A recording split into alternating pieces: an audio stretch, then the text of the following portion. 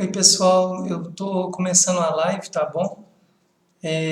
Eu me atrasei um pouquinho para o início da live, então eu só vou deixar algumas pessoas entrarem para eu dar início ao tema de hoje, ok? Então podem ir chegando e Mayara já está entrando, Jenny. É isso aí, pessoal. Eu vou dando início. Desculpem o atraso, tá? Eu estava num atendimento e aqui no espaço. Um único atendimento que eu ainda estou tendo que fazer presencial,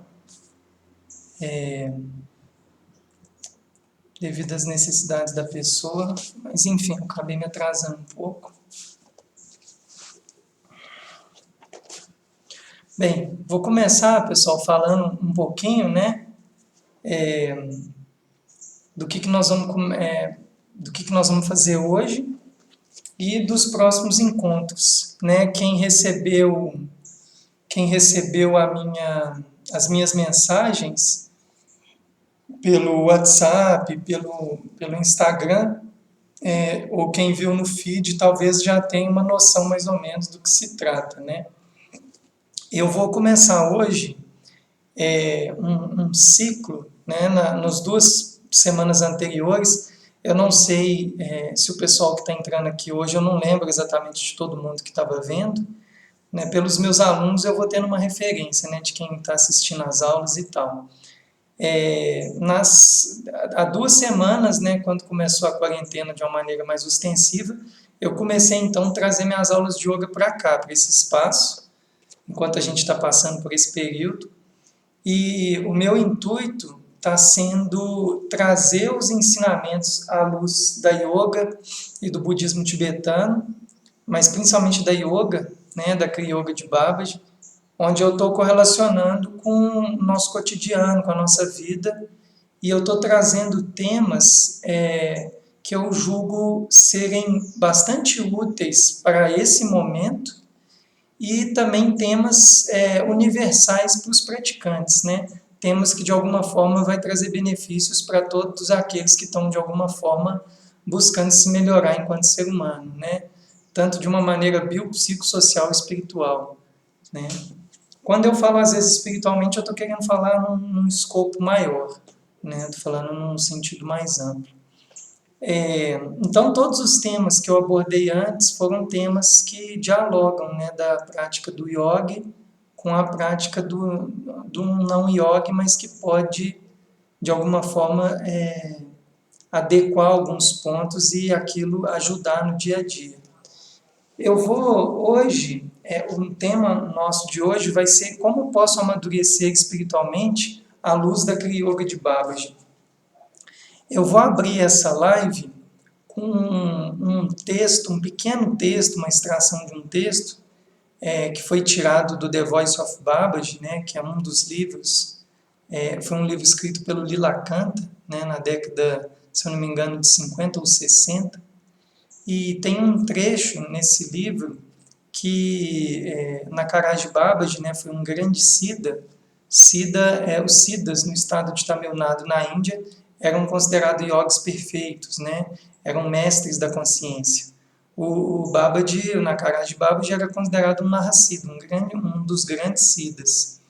E esse pequeno texto, que é muito curto, eu vou basicamente através dele colocar um panorama, né, dessa visão colocada pelo Babaji, e a partir disso, nos próximos encontros, nos 10 encontros depois desse, vão ser um total de 11 encontros, que vão manter uma lógica, uma linha de raciocínio, depois, permanecendo na quarentena, vai continuar tendo outros temas.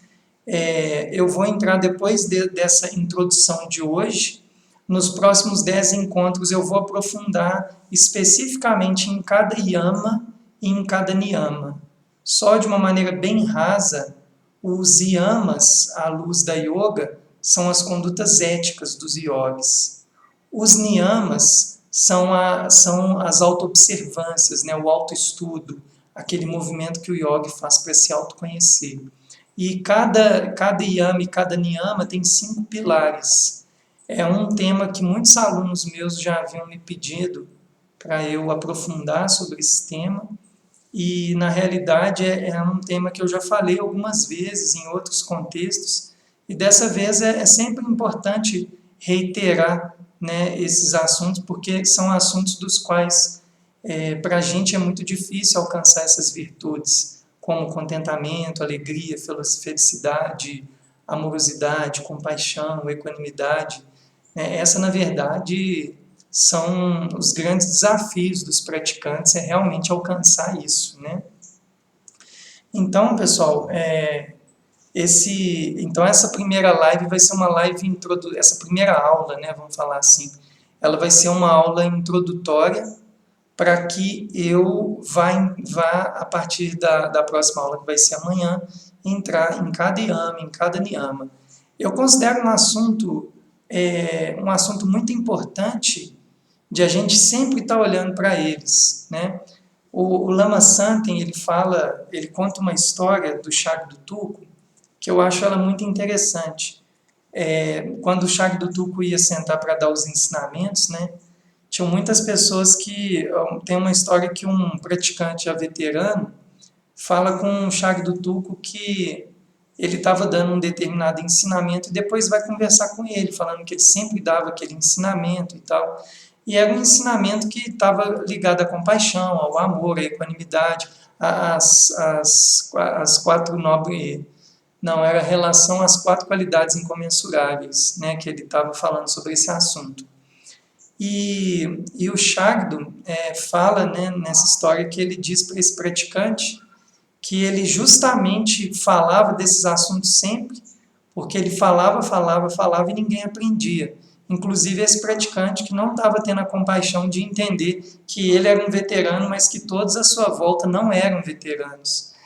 E nesse sentido, é importante, uma crítica que eu venho fazendo muito, estamos muito acostumados a ler muita coisa, a estudar muita coisa, e muitas vezes não praticar quase nada do que a gente estuda, né? Não praticar, não refletir, não contemplar, não repousar sobre aqueles assuntos, né?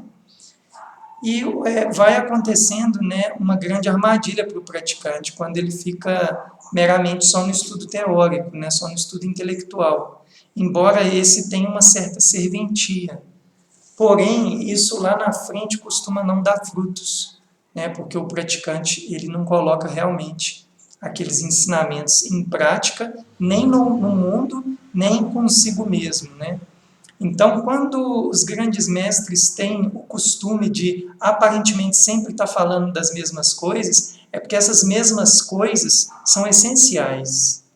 E os yamas e os niyamas, pessoal, são temas essenciais. Se a gente vivenciasse os yamas e os niyamas na sua totalidade, ou como a gente vivenciar todos os nobres 8 passos do caminho óctuplo de Buda, era bem provável que já seríamos realizados, né? Então, essa é a importância de reiterar esse assunto, né, dos yamas e dos niyamas, que eu vou entrar amanhã.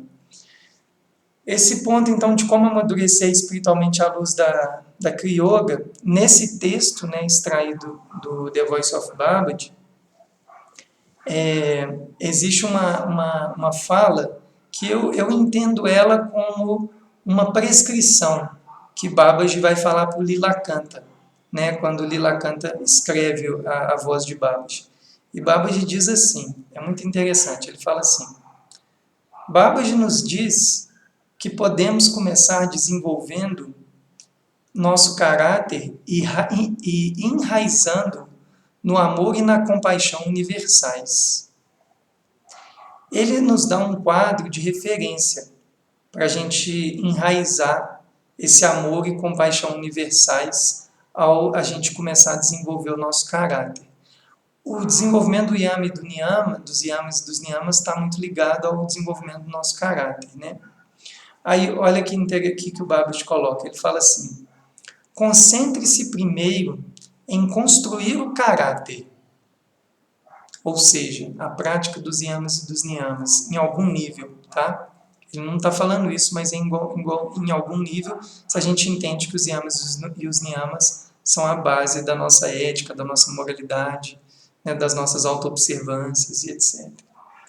E depois, né, de construir o seu caráter, então concentre-se primeiro em construir o caráter e depois em alimentar a devoção. E então em obter conhecimento divino. Então, de novo, esses 3 pontos, ele coloca, primeiro foca em desenvolver o caráter, depois desenvolver a devoção, Shvara Pranidhana, entrega, confiança, depois o conhecimento do divino. Quando eu chegar em devoção, eu vou fazer um pequeno parênteses assim, para explicar, porque a devoção já é um dos niyamas, né? E que um dia eu vou separar só para isso. Mas eu vou dar uma pequena explicação hoje, que eu acho que é interessante, e o conhecimento ele se faz nesse processo reiterado, que a gente repete realmente para aprender. Quando ele coloca de primeiro construir o caráter, né, como um primeiro ponto, ele está deixando muito claro, né, nessa fala do Babaji, de a gente desenvolver as nossas virtudes. Eu até fiz um vídeo, né, há poucos dias, quando eu reiterei várias vezes falando que os grandes siddhis ou os grandes poderes que um praticante pode ter é as virtudes. É se tornar uma pessoa amorosa, uma pessoa compassiva, uma pessoa equânime, uma pessoa que realmente consiga cultivar esses valores nobres. Esse é realmente o grande siddhi. Um grande siddhi não é levitar, não é... Pode ser um grande siddhi, mas os siddhis das virtudes, pelos grandes mestres, sempre apontaram as grandes virtudes realmente como os grandes siddhis, né? Então, quando o Babaji coloca como primeiro ponto da prescrição dele, né, da nossa caminhada espiritual, do nosso amadurecimento, como concentrar no caráter, é esse nosso orar e vigiar, essa nossa vigilância contínua de estar observando as nossas ações no mundo, tentando aproveitar oportunidades para que a gente traga benefícios para todos e não só para nós mesmos, né? É interessante que quando você vai vendo essa fala por outras tradições e outros mestres, você vai vendo que, de alguma forma, há uma congruência em colocar o caráter como um ponto inicial e central. O Charles do Turco, num livro dele que a gente vem estudando no GEB, com a Joseli, ele tem uma passagem, um livro chamado Para Abrir o Coração, eu já até mostrei ele aqui nos vídeos. O Charles do Turco, ele fala uma frase muito interessante, tem um trecho lá que eu separei que ele fala assim: o essencial nesta vida é desenvolver as qualidades positivas inerentes da mente e usá-las para ajudar os outros. Então, assim, ele coloca como o essencial da vida desenvolver essas virtudes, né, essas qualidades incomensuráveis, essas perfeições, como generosidade, sabedoria, paciência, perseverança, compaixão, alegria, amor, né, que eu tanto venho, né, reiterando aqui também. Eu quis fazer esse paralelo do Babaji com o Charles do Turco, justamente para mostrar essa coisa de concentrar no caráter, né? Então, quando a gente for fazer os estudos dos yamas e dos niyamas, a gente vai ver isso com muita clareza, o quanto que cada yama e cada niyama, ele vai convidando você a olhar para como que você opera em relação a cada ponto. Quando a gente for, por exemplo, estudar Shausha, contentamento, Shausha pureza, né? Pureza do quê? Do corpo, da mente, das emoções, nas relações. Como que eu estou em todo esse meu espectro de manifestação nas várias formas de relacionamento? Como que eu venho frequentando isso? O quão é puro, o quanto é impuro, a forma como eu olho para os outros, a forma como eu penso sobre os outros, a forma como eu olho para mim mesmo, a forma como eu manifesto com o todo, né? Então, o debruçar, né, sobre esses temas vai, de fato, trazendo para a gente uma contemplação contínua de observar como que eu estou frequentando a minha vida em relação a mim com o outro e como que essas interações meio que estão, como que elas estão se dando. Por isso que é muito importante sempre estar olhando, né? Eu tenho para mim aqui, pessoal, quem conhece o espaço, já deve ter, quem conhece o espaço sabe disso, quando eu estou lá ministrando as aulas de yogas, eu deixo as plaquinhas dos yamas e dos niyamas tudo de pendurada, justamente como um exercício de sempre estar lembrando, né, desses ensinamentos, para eu sempre lembrar, né, de estar construindo de alguma forma esse caráter. Olhar de maneira contínua para as virtudes é uma forma de lembrar das virtudes e colocar as virtudes em prática. Quando a gente só assim, esporadicamente, a gente uma vez eu li sobre Yama e Niyama, uma vez eu li sobre o caminho óctuplo do Buda. Isso não vai adiantar de nada, né? Se você, às vezes, não olhar para aquilo, não lembrar de praticar. O Patanjali, nos Yoga Sutras, quando ele vai se referir aos yamas e os niyamas, ele fala uma coisa muito parecida com o Buda, o Shakyamuni, o Siddhartha Gautama, que ele fala que os yamas e os niyamas é uma espécie de uma sabedoria universal intrínseca, né? Que praticar os yamas e os niyamas é como se fosse praticar a nossa verdadeira natureza espontânea. E eu penso que sim, e o próprio Buda também reitera isso, quando ele fala que praticar o caminho óctuplo seria a nossa natureza universal. Porém, às vezes há um abismo, né, entre o que eu realmente entendo e o que eu realmente consigo praticar. Então, o fato de olhar de maneira reiterada para os yamas e para essas sabedorias intrínsecas é uma forma de a gente lembrar. A mesma coisa eu recomendo para o caminho óctuplo. Se você sabe o do Buda, se você sabe deles, sempre está olhando, né? Para quem é de tradição cristã, né, se identifica, né, com qual tradição for, olhar para esses ensinamentos basais, esses ensinamentos que são alicerce, para que vocês realmente consigam, de alguma forma, estar praticando, né? Então, esse primeiro ponto que Babbage coloca, construir primeiro o seu caráter. Esse é um ponto extremamente importante, esse é um ponto basal, né? E aí depois ele fala, depois alimentar a devoção. E aí eu já quero entrar nessa questão da devoção de Ishvara Pranidhana.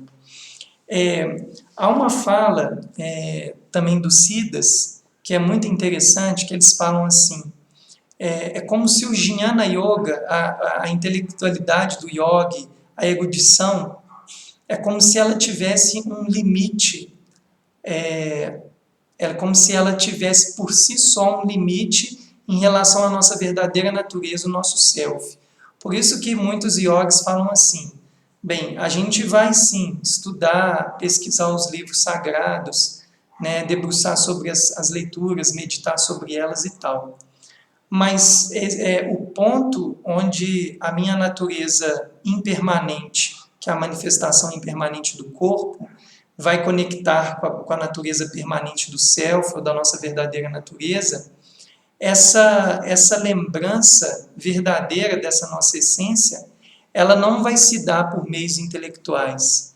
Eu gosto muito quando eu aprofundo nos estudos da anatomia sutil, né, dos corpos sutis, quando a gente começa a entender, dentro dos modelos explicativos da yoga, do budismo tibetano, mas principalmente da yoga, no caso aqui, que nós somos um veículo multidimensional de vários corpos diferentes e que o nosso corpo mental, no sentido de um mental inferior, um mental concreto, ele está muito ligado às nossas operações cognitivas, que está ligado às experiências sensoriais. Você vai vendo que a operação da própria mente ela é bastante limitada quando ela está fadada a esse espectro de percepção da experiência sensorial. Em outras palavras, a gente constrói as operações da nossa mente muito baseado em experiências sensoriais impermanentes.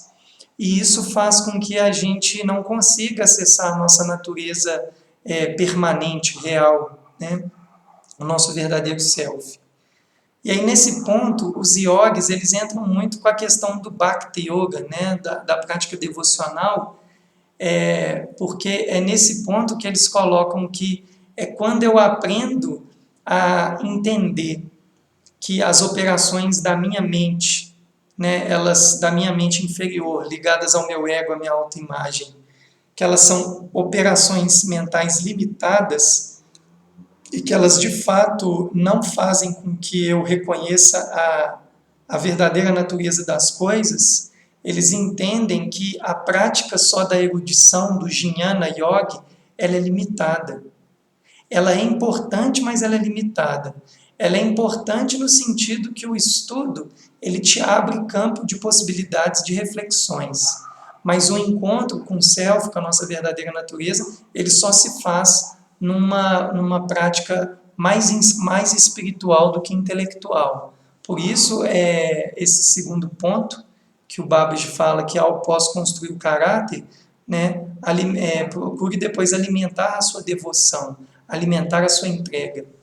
Eu lembro quando eu faço as iniciações em Kriya, eu vou reciclar, várias vezes, tanto a Anagalakshmi Devi quanto o professor Satchidananda, Marshall Govinda, eles sempre falam isso, né, às vezes nas iniciações, que se não tiver a devoção, a nossa prática vai limitar, uma hora ela agarra, né. A devoção, no aspecto dos Siddhas, ela não é uma devoção cega, bem semelhante com o que a gente vê também no budismo e no taoísmo, né?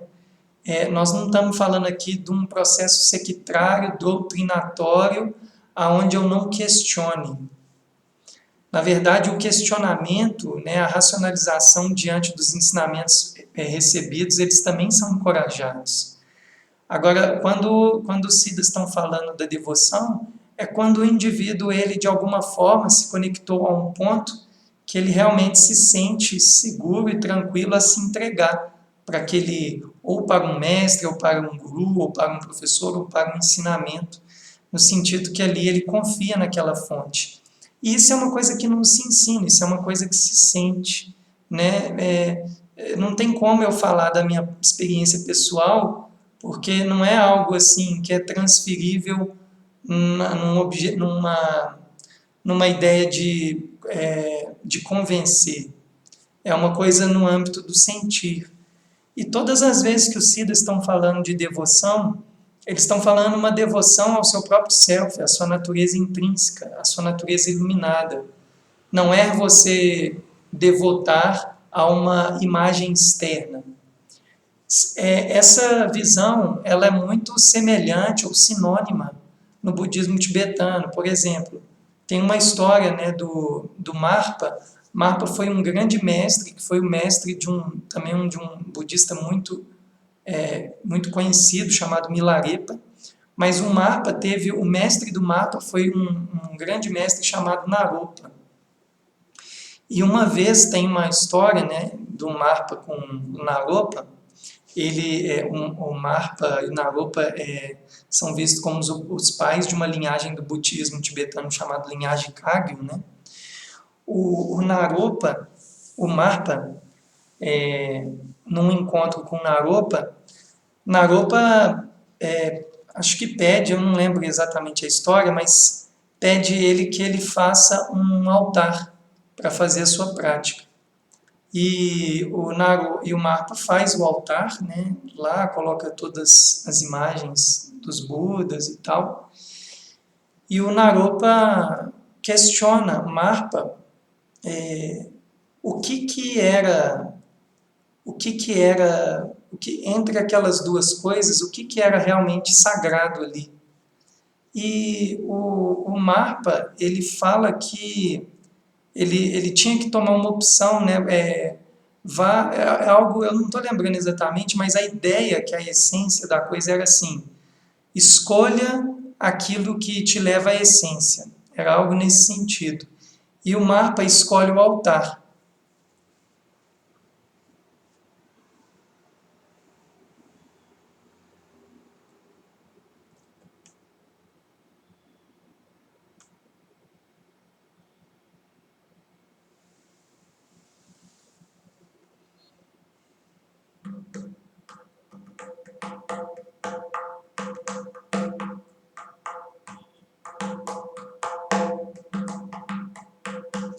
Pessoal, eu dei uma paradinha porque o meu vídeo aqui pausou. Aí eu não sei se pausou para vocês, tá? Então por isso que eu parei um pouco.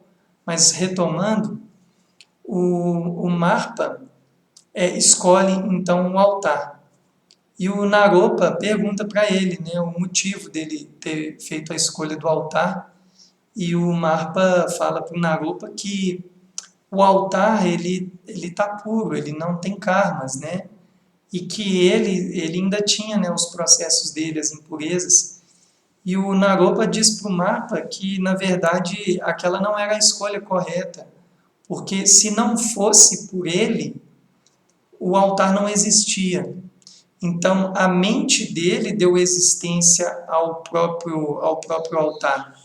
E aí, né, a análise que é feita desse material, que é feita pelo Trungpa, né, o Shogyan Trungpa, o que o Trungpa coloca nesse momento, entre essa relação do Marpa com o Naropa, que ali o Marpa estava tendo uma experiência de auto-engano. E é o que acontece muito com a gente. A gente transforma experiências externas em coisas sagradas e elevadas e esquece que isso, na verdade, existe dentro da gente. Esse é o link que eu estou fazendo com os Siddhas, quando os Siddhas falam que a devoção é o self. Então, quando o Babaji coloca, né, nessa prescrição, toda hora eu estou colocando isso porque é eu que estou chamando de uma prescrição do Babaji, tá, pessoal? Quando o Babaji, então, fala que concentre-se primeiro em construir o caráter e depois alimentar a devoção, é para você alimentar essa devoção desse lugar verdadeiro, né, desse lugar da essência. Que esse é um ponto que vai fazer com que você avance para além do intelecto, que muitas vezes é onde trava muitos praticantes. E aí depois, só no final, o Babaji comenta como e depois obter o conhecimento do divino. O conhecimento do divino, ele obviamente vai se dar através das escrituras, né? Seja através dos textos, né, dos vários sutras, né, da prática do Tantra, enfim, de qual tradição for, né, dos Upanishads, dos materiais das várias tradições. Eu acho interessante, então, essa análise que o Babaji coloca, porque, pelo que eu observo, é um pouco o contrário do que a gente vê o pessoal praticando. A gente vê as pessoas indo muito para a prática do estudo, né, do conhecimento do divino, depois a prática daquilo e depois a ação daquilo. Não é que esse caminho não seja possível, mas o Babaji ele coloca o contrário, ele coloca já de construir o seu caráter com as suas ações no mundo, alimentar da sua prática devocional, para que você vai desbloqueando, né, essa questão de ficar apenas no mental, e depois se debruça realmente nas escrituras. Eu entendo esse caminho aparentemente oposto, que é no sentido que o Babaji ele está fazendo com que a pessoa primeiro se purifique para depois receber o ensinamento. Quando isso não é feito, eu posso falar pela minha própria experiência, você costuma ter o fato de a gente não trabalhar o nosso caráter e a nossa entrega antes de receber os ensinamentos, a gente vai dar margem para uma prática espiritual rajásica, ou como Krishna fala para o Arjuna na Bhagavad Gita, uma prática demoníaca. Demoníaco é no sentido de ganância, de desejo de poder, e não desejo de verdadeira transformação. E aí depois, aprofundando, né, nesse pequeno texto, né, do Lilakanta, no The Voice of Babaji, aí fala assim, aí depois Babaji, depois disso, né, de concentrar na sua prática de construir o seu caráter moral, praticar a sua devoção e depois a leitura do divino, depois Babaji vai falando assim, depois alterne a sua sadhana, sua prática espiritual, alterná-la entre serviço, né? O serviço aqui, a gente pode lembrar do serviço no sentido de servir, no sentido de karma yoga, ação desinteressada, pode ser com trabalhos voluntários, pode ser com a sua própria atitude profissional. Eu sempre gosto de pensar também que tem pessoas que falam assim, que a ação desinteressada só se dá em trabalhos que a gente não tem nenhum interesse financeiro, monetário, etc. Eu concordo que o trabalho totalmente desinteressado, ele é um trabalho de karma yoga, tá? Mas eu discordo quando se diz que isso não é possível ser feito mesmo nas atividades remuneradas, etc. Por quê? Porque se a sua motivação for uma motivação de levar benefícios, o que te coloca naquela condição, ela é independente do retorno. Ou seja, os retornos eles se tornam consequências, eles não são um fim, né? Então, por isso que eu acrescento no meu ponto de vista que o serviço ele pode ser tanto um voluntário quanto não, mas que todos eles podem ter essa semente do karma yoga, da ação desinteressada. Então ele fala, alterne a sadhana com o serviço, com o bhakti e com a jnana yoga, que é a erudição e o autoestudo, né? Até que eles se interpenetrem, ou seja, até que eles se misturem, né? Então, eu acho interessante ele colocar os serviços, a devoção, o jnana, a erudição do yoga e o autoestudo. Esses 4 pilares, eles são muito importantes, porque no serviço você vai estar conseguindo colocar em prática muito a questão das virtudes, né? Do amor, da compaixão, da entrega, né? Do trabalho de estar ajudando, de estar servindo, de estar ofertando. Então, esse primeiro ponto, ele é muito importante, e a gente sempre lembrar essas oportunidades. O professor Valdo Vieira, na Conscienciologia, ele falava muito sobre isso, de a gente sempre, de alguma forma, estar procurando servir, que é uma maneira muito de a gente não só se autoconhecer, como da gente também estar se amadurecendo, né, nessa experiência altruísta de doação. Eu encorajo muito as pessoas a fazerem trabalhos voluntários, seja de qual forma for. E lembra, pessoal, não também coloca como um tabu, um padrão que trabalho voluntário é só eu ir num local. O seu trabalho voluntário ele pode manifestar de várias formas. Ele pode ser da sua maneira, se você oferta matéria, por exemplo, vou dar a minha própria experiência pessoal. Quando eu não pude mais frequentar a parte noturna no espaço, que tinham trabalhos voluntários, eu comecei a me voluntariar publicando mais coisas na internet. Foi uma forma, por mais que esteja ligado ao meu trabalho, mas foi uma forma também de estar ofertando, né? Então, tem várias maneiras de ofertar. A gente tem que encontrar meios hábeis de fazer essa oferta. Então, quando ele manda intercalar, né, os serviços com o Bhakti é de sempre estar criando essa entrega, né? Você sempre está, de alguma forma, olhando, aí dentro do ponto de vista da yoga, olhando para o self, olhando para a natureza divina, né? Quando a gente olha à luz da yoga, é um pouco diferente do budismo nesse aspecto. Os yogis têm muito de fazer ofertando para o divino, né? E aí o divino, dependendo da tradição, pode ser desde uma deidade até o próprio self, ou para todos os seres, né? Que aí já tem uma visão mais parecida com os budistas. Mas é fazer as atividades com um intuito de oferta. Eu acho esse ponto muito relevante, importante, porque, como eu falei, eu vou dar vários exemplos, né, que eu fico tentando pegar exemplos pessoais para que esses ensinamentos sejam mais vivos.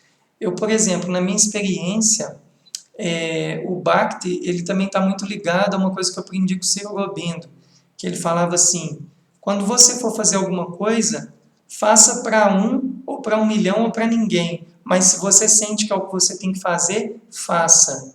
Não é porque tenha audiência ou não, por exemplo, aqui, ou em qualquer configuração, que eu vou deixar de fazer, que eu vou deixar de ofertar. Então, faça, né? E essa é uma forma de você fazer, jogar, né?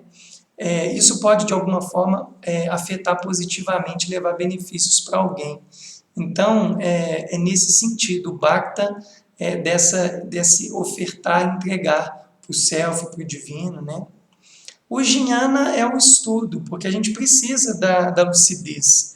A gente precisa está entendendo também, em algum nível, os passos que a gente está dando, as escolhas que a gente está fazendo. Não que é de fundamental importância sempre o ato de entender. Tem coisas que a gente leva tempo para entender, tem coisas que a gente vai ter que esperar com que a vida e a própria sadhana, a própria prática, revele as respostas, né? Mas no sentido de ver a trilha, né? Compreender a trilha, o que os mestres queriam dizer, o que os ensinamentos querem passar, essa etapa é importante. Quando provida, né, daquela coisa de construir um caráter, de ter devoção, e aí sim para o conhecimento divino, para que ele não seja uma ferramenta apenas de poder. E o autoestudo, que tem a ver muito com os niyamas, né, são as autoobservâncias, porque a yoga é uma coisa que eu sempre estou falando, né, e todas as tradições, sejam ocidentais, orientais, contemporâneas ou antigas, de culturas antigas, todas as vezes que a gente está falando de autoestudo ou contemporaneamente de autoconhecimento, nada mais nós estamos falando de uma pessoa que começa a investigar não só o mundo externo, mas ela começa também a investigar o mundo interno. E numa etapa posterior, ela começa a dialogar o mundo externo com o mundo interno. E ela vai entendendo, né, essa realidade de alguma forma, como que essas realidades se entrelaçam. Os yogis, né, eles têm esse objetivo sempre, né, de praticar observando o mundo através do seu próprio mundo interno. Né? No budismo tibetano, quer dizer, antes de falar do budismo tibetano, quando a gente vai estudar, esse é um assunto um pouquinho mais amplo, talvez alguns não vão entender, mas é só uma explicação. Quando a gente vai estudar a cosmologia do Shaiva Siddhanta, da tradição dos Siddhas e Yogis, quando eles vão explicar como que a cosmologia é o estudo do cosmos, é o estudo de como se dá a manifestação da vida, né? Por exemplo, a cosmologia ocidental é a teoria do Big Bang, né?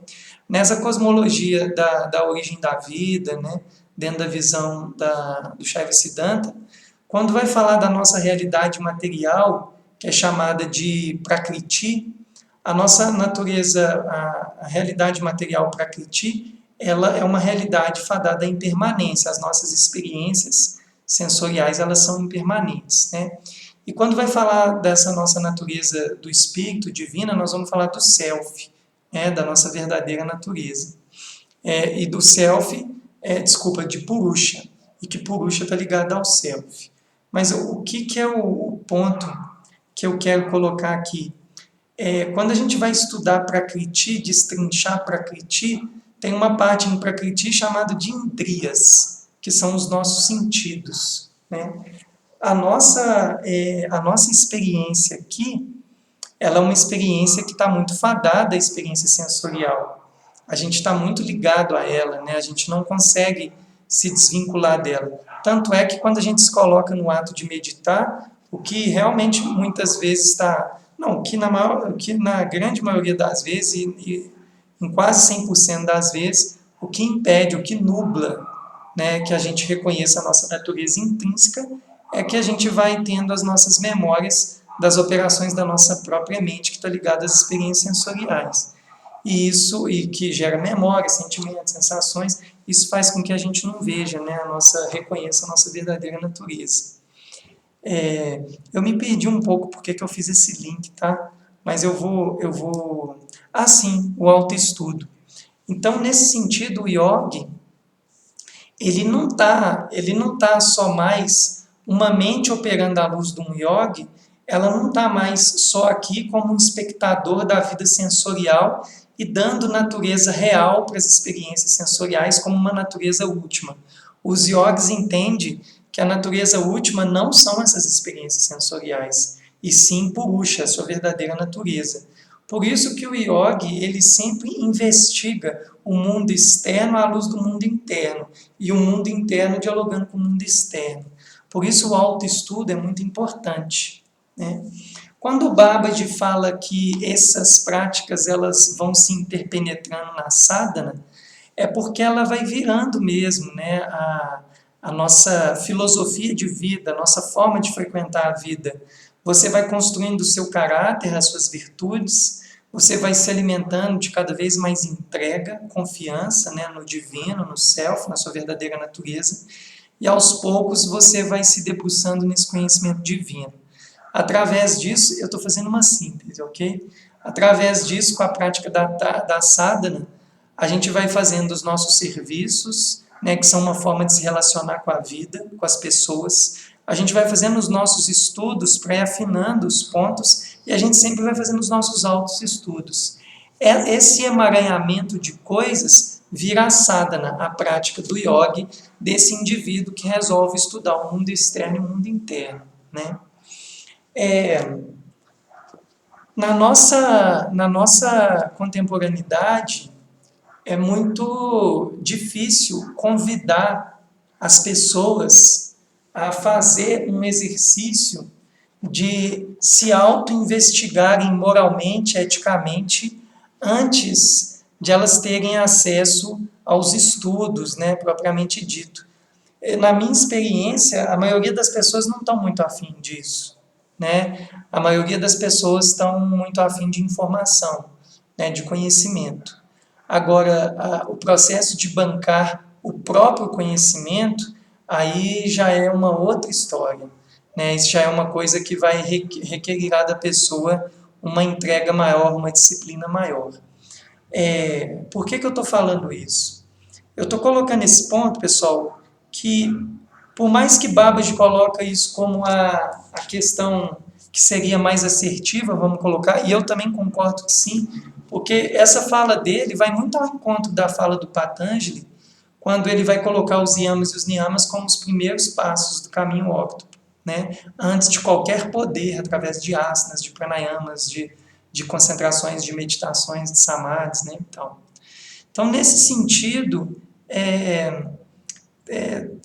bem coerente a colocação que Babaji faz de a gente primeiro construir o caráter, depois alimentar da entrega, para depois obter o conhecimento, né, do divino, dos estudos mesmo.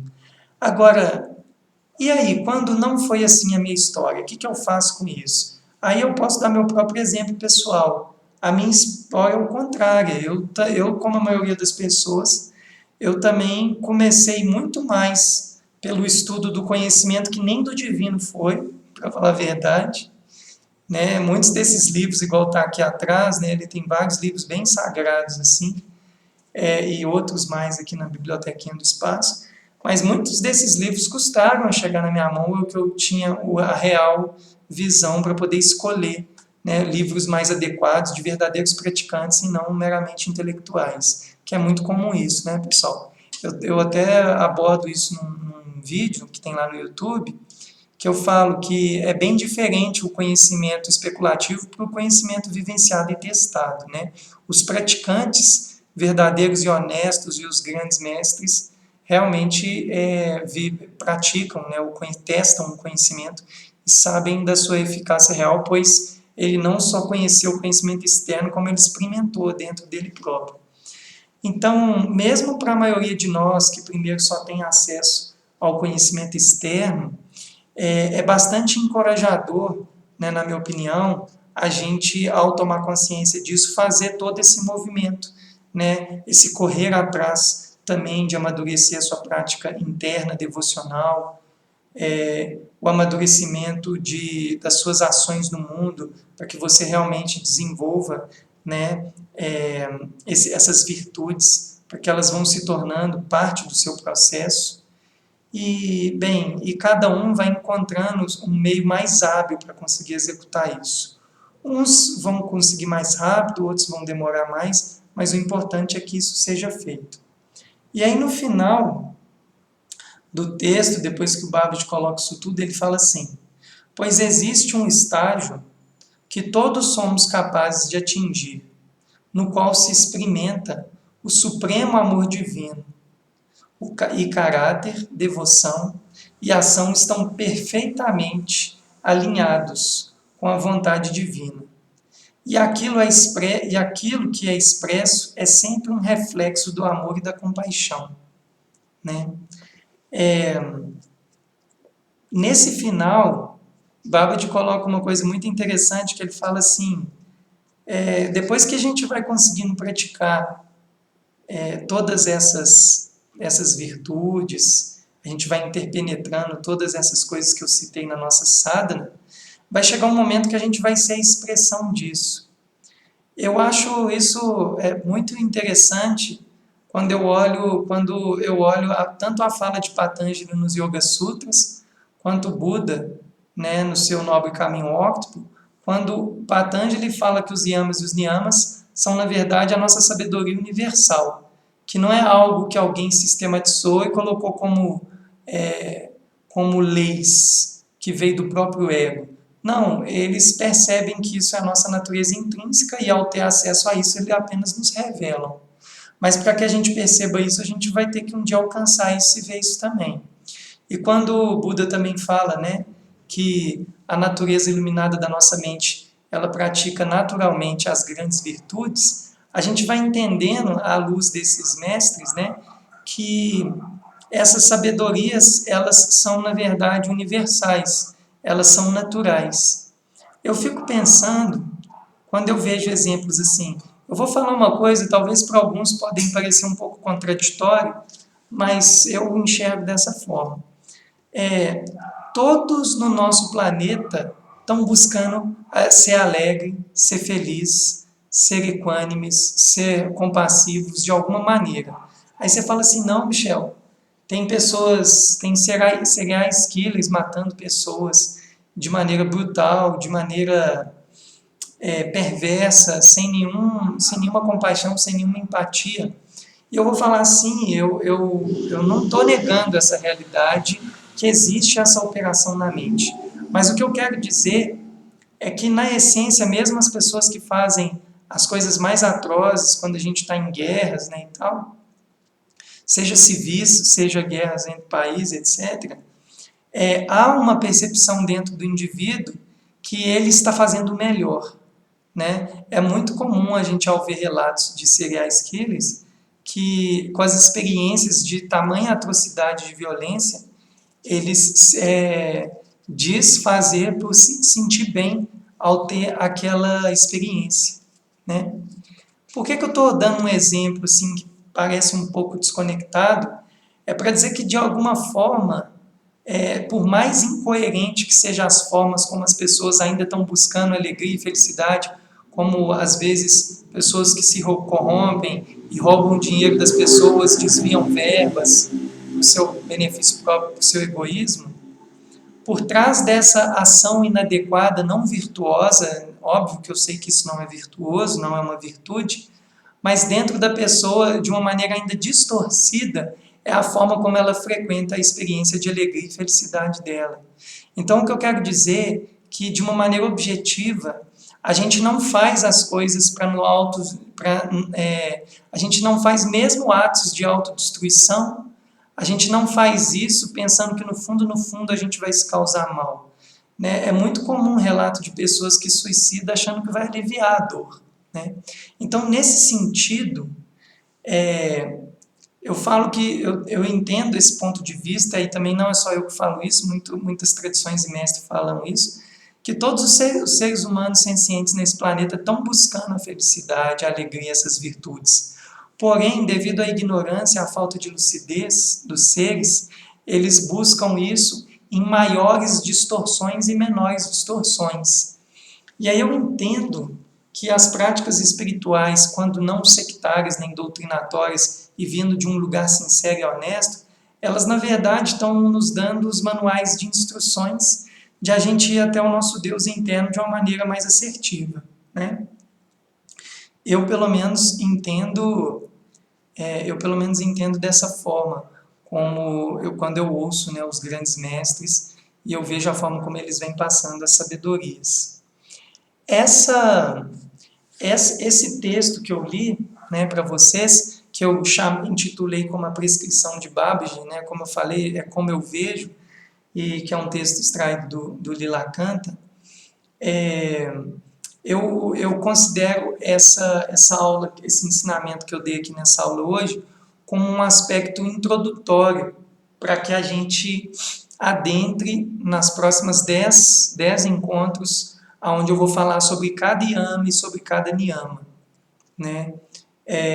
Eu quis colocar esse texto para vocês terem uma dimensão à luz de Babaji, da Kriya Yoga, à luz do Buda, de certa forma, porque eu citei, e à luz também de Patanjali, com a Ashtanga Yoga dos 8 passos, né, do Patanjali, o quanto é importante na nossa construção da nossa sadhana terem todos esses elementos operando, que resumidamente concentrar em trabalhar o nosso aspecto do nosso caráter, por isso os yamas e os niyamas, né?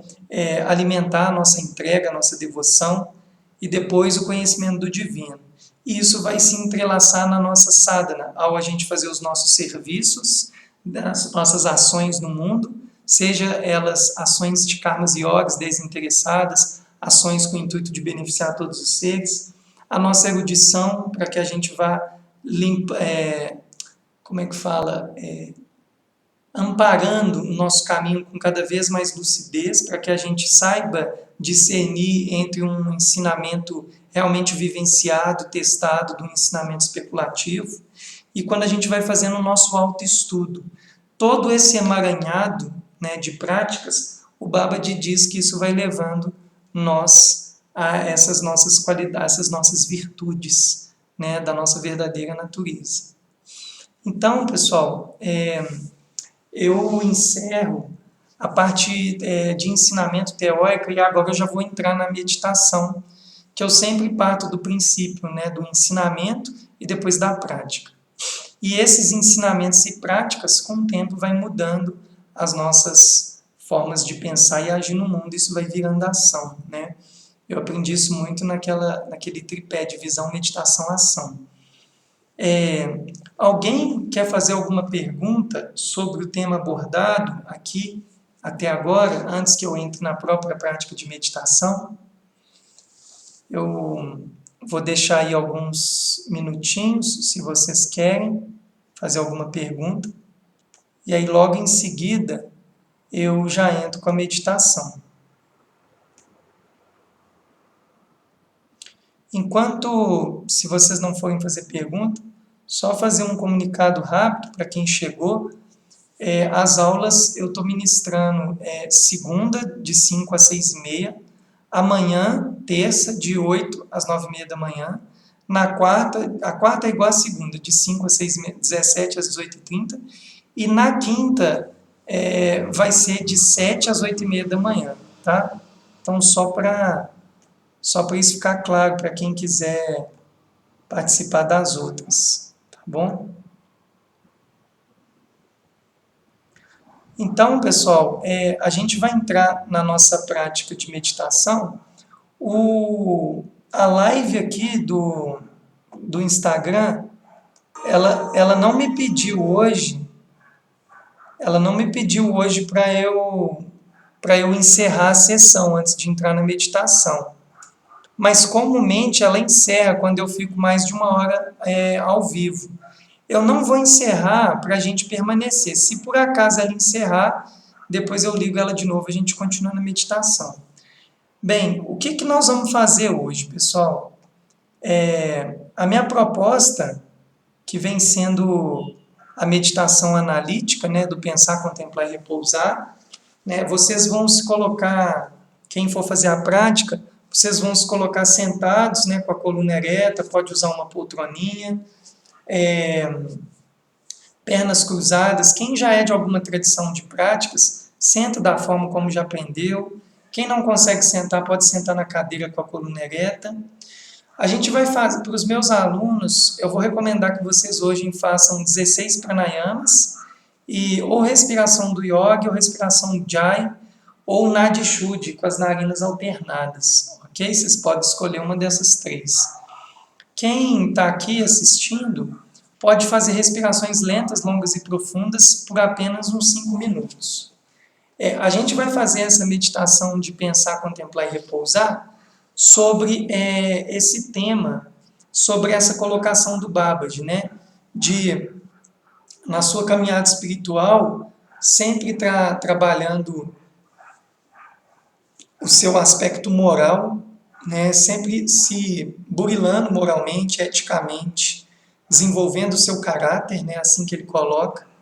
Como que eu estou desenvolvendo meu caráter? Como que eu estou me relacionando com todos, comigo mesmo? Como que está isso no meu processo? Depois, como está o meu processo de entrega em relação àquilo que eu percebo, que eu sinto, né, que realmente são as minhas questões, aquilo que eu preciso dar esse meu passo para que eu vou conseguindo praticar as minhas virtudes? Como que está a minha entrega em relação a isso? E o terceiro passo, aí sim, ele vai falar dos nossos estudos, né? Eu queria que vocês, na verdade, focassem só no primeiro passo. A minha dica para a meditação de hoje é essa. Foquem só no aspecto de como eu venho trabalhando o meu caráter, né? Como eu venho trabalhando a minha ética, a minha moral no mundo, a minha ética no mundo com todos os seres.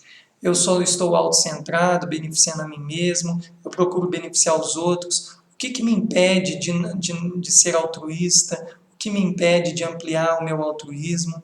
Esse vai ser o tema da nossa meditação.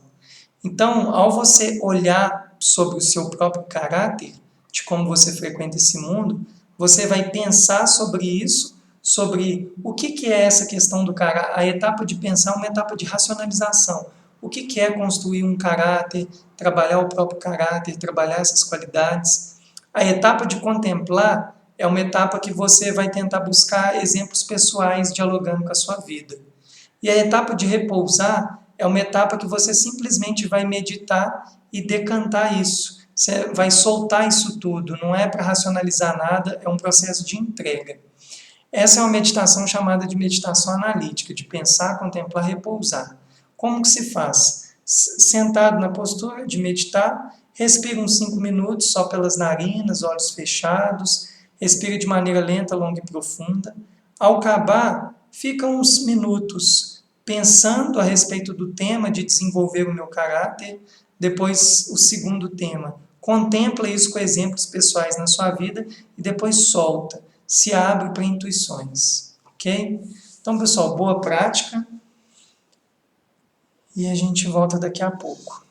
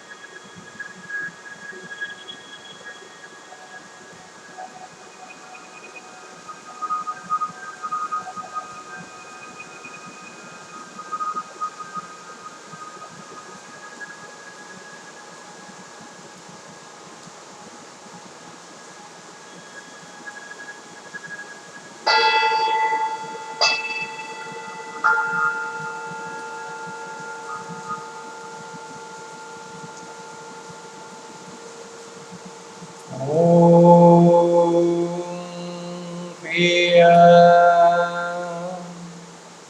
Babaji Namo